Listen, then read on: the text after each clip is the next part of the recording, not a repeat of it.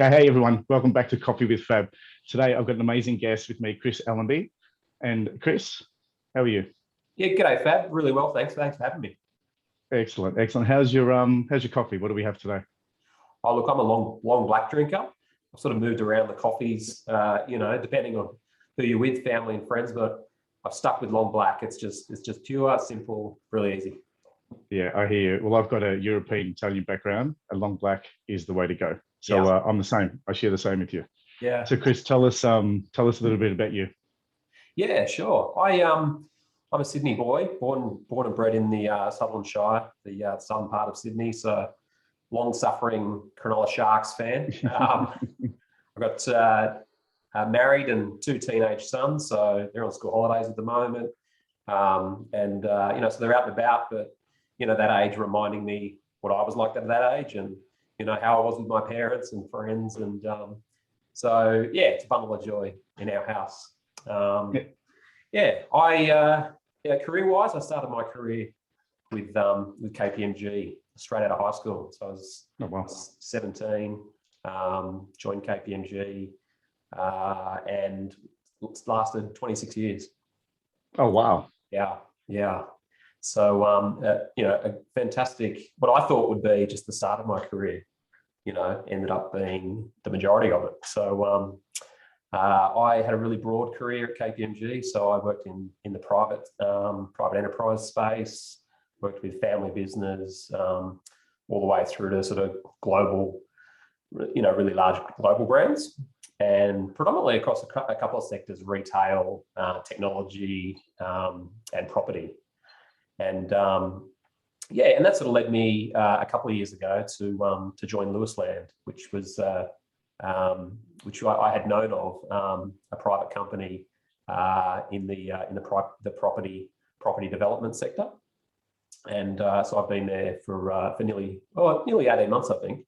And so it's really the start of my second career after a long time being a client advisor at KPMG.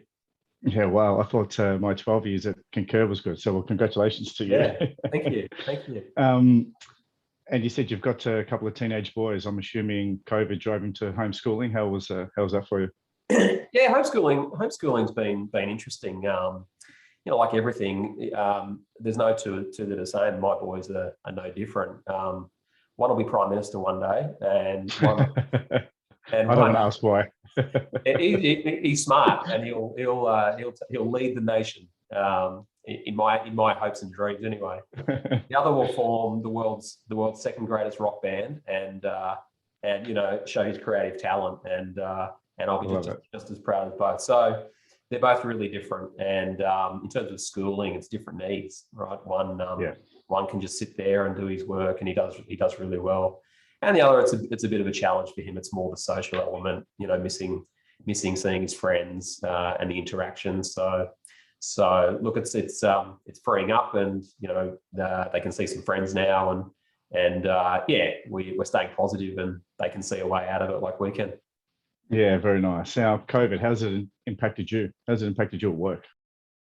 COVID had a direct impact on my work. I started with Lewisland on the 25th of March last year, which was literally the day the Prime Minister came out and told us all to stay at home, close the shops, close the pubs, don't go to school.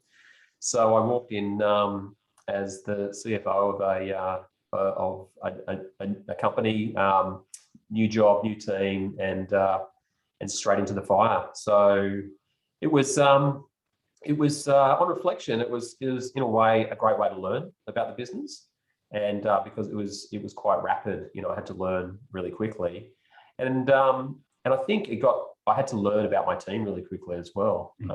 We didn't have Zoom or video conferencing for the first 3 weeks. So it was all by phone. So I would feel for my team, who's this guy they're talking to? But I just focused on the people elements, and building trust, building relationships, and we're really blessed with a great team, and they knew what to do. And so it wasn't for me to get in their way; it was to allow them to do their work, and me to support them. Yeah. So we gradually in Sydney, we gradually climbed out of it, and our venues, for example, were closed and they all reopened. And you would have seen across Christmas last year and early this year, pubs were just thriving. There's a real learning out of COVID about human connection and people wanting to be together. And as owners of hospitality venues, we really saw that and rode the wave. Unfortunately, that closed up again for us in June, but we're really confident that on the way out that we learned from the first time, and we'll have great venues and places for people to connect as we come out and live with COVID. Yeah, I think we underestimated that connectivity between people inside and outside of work. I remember when we came out of one of the lockdowns in Melbourne, we're in our 6th one. Let's just say it was the 4th one when we came out. People were noticeably happier. They really were. There was a smile or a hello when you wouldn't typically get one in the street. But then we noticed that, in the office, same with you, when we had people who just started with us around the start of the lockdowns, their onboarding was really challenged because they didn't have that incidental conversation that they would hear. There's questions that they would typically, even to the point where if you wanted to ask somebody a question, you could see if they were busy.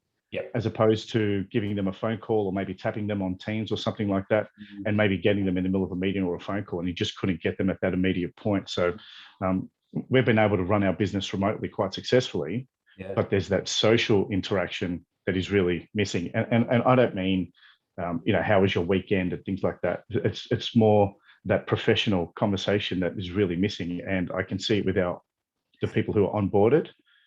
It's just taking them a little bit more time to be able to catch up, so to speak.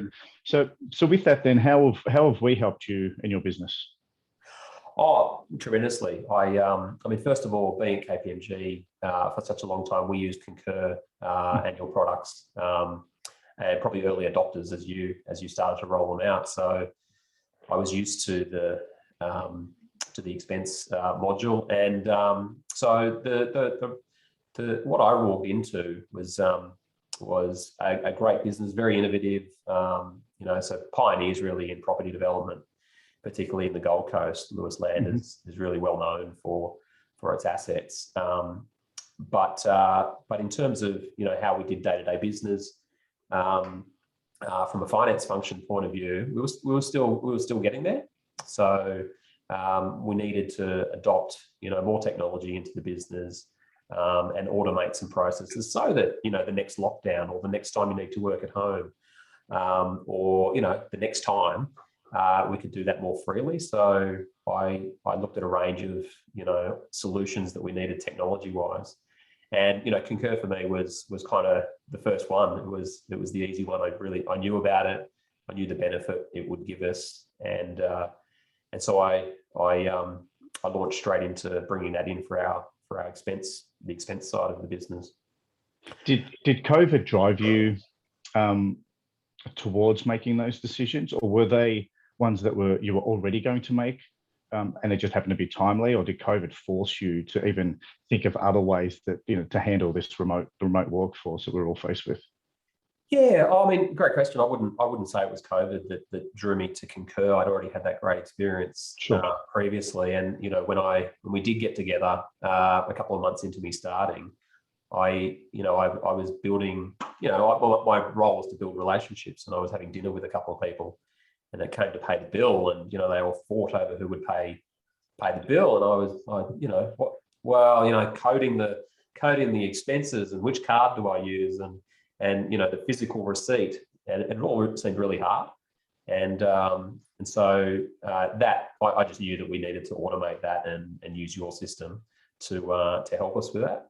Yeah, I mean, with the other processes outside of the expense management that you said, okay, as a business now we need to either fast track, or maybe it even brought to light things that you hadn't even realised previously.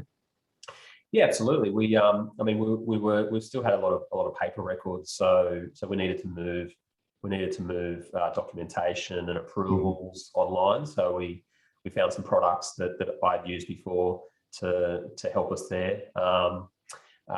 We needed to move away from old technology. So some of our team in that frantic period in March, they had the the towers on their desks. So they literally picked them up and took them home, and we had to, really move fast to get people up with laptops. And that's I guess there were some immediate needs there, but then over time, I very much from a finance point of view see that we are there to support, the customer-facing divisions of the company. Our role is to really help, those teams be with their customers. And an example is, our pub general managers, for example. I'd visit them and I'd see them, flicking through their receipts, in the middle of the day. And the best person for that pub manager is out pulling a beer and having a chat with customers, not doing paperwork for me. So that was the imperative for me to make their life easier. Front office, but back office as well. It's driven and it will drive a lot of efficiency. Yeah, that's where we saw a lot of the change with our customers in the marketplace, is that all of a sudden these finance teams who'd never really worked from home were now forced to work from home. And it was just a snap decision to make, what do we do now? In many cases, it was a plan, but that 2 or 3 year plan was now brought forward quite quickly. And it has been, and we're still seeing that, a lot of that now, as people over the last 12 months have gotten used to working from home. Now it's new policies, new documentation, and around the working at home environment, which we've even done at SAP. We've changed some of the ways that we approach working from home and working in the office. So it'll be interesting to see as we come out of this year. Now that we've had almost 2 years of this, that business will have to at some point to say, expect some unexpected. But we need to have these processes in now. The conversation for us has changed a lot. A lot of the businesses that are coming to us have done a lot more of the research than would have even previously done. Now it's a matter of us being able to just help them with the end.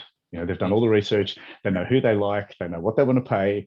There's all those sort of things, which is really interesting. So, last question for you then: what's next? What's next for you in the business and your customer journey? Well, we at Lewis Land, we own and operate a number of assets through the country. So mostly on the eastern seaboard, some great assets in the Gold Coast, regional New South Wales, Port Macquarie, Sydney and Adelaide. Nice. So a lot of our team are moving around. They're traveling a lot. So that's on my radar to help, those people traveling with, the logistics of traveling. And then, that our finance team, how do we monitor and control that, and get that into the right place. So I know you've got some solutions around helping customers with travel, which I'm interested in, and also moving the finance team from a very process driven organization into really partnering with businesses. So reporting for me and the use of data, which we can extract over time from the Concur products and other digital products that we've got, I think will allow our finance team to analyze data better and then help those teams on the front line. So they're kind of two examples of where I want to get my teeth stuck into when we return to the office. Yeah, I'm interested to see how that goes and how we play a part in it too. And with all of our customers in the marketplace, I'm really curious to see the path and the decisions that people make from a digital standpoint. Very, really cool. Well, Chris, thank you so much for this. I enjoyed my coffee, which is now empty. I hope you did too. Look, hopefully we can get to meet some point when the country allows us to travel and move and sit in a cafe again. But again, Chris, I really appreciate it and enjoy this conversation. Thank you. Thanks, Fab. Pleasure. Nice to meet you.